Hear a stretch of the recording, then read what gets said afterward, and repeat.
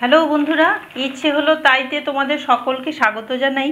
আজ আমি তোমাদের বোঁদের রায়তা করে দেখাবো। তা চলো কিভাবে করি দেখি। বোঁদের রায়তাও বলে, বুন্দি আঁকা রায়তাও বলে, যে যেভাবেই বলো না কেন, এটা আমি তৈরি করছি। দেখো, আমি দোকান থেকে এক প্যাকেট বোঁদে কিনে নিয়ে এসেছি। সবটা দেব না, আমি কিছুটা বোঁদে একটা পাত্রে ঢেলে নিচ্ছি। এবার এতে নর্মাল টেম্পারেচারে যে জল আমরা খাই, অবশ্যই অ্যাকোয়াগার্ডের জল, সেটা দিয়ে আমি 10 মিনিটের জন্য ভিজিয়ে রেখে দেব। এই জলটা সম্পূর্ণ বোঁদে টেনে নেবে। এটা ঢেকে একপাশে রেখে দিচ্ছি।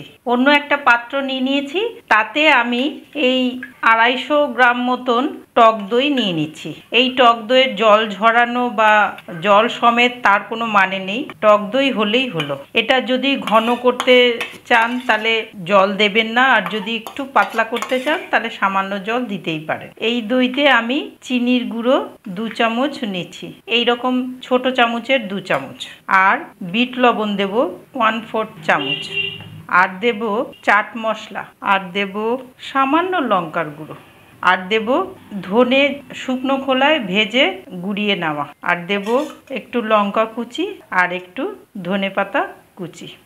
এবার সবগুলো মিক্সড করে নেব। দই রেডি। এবার এতে ভিজিয়ে রাখা এই বোঁদে সব দিয়ে দেব। জল টেনে নিয়েছে বোঁদেগুলো, এই মিক্সড করে দেব।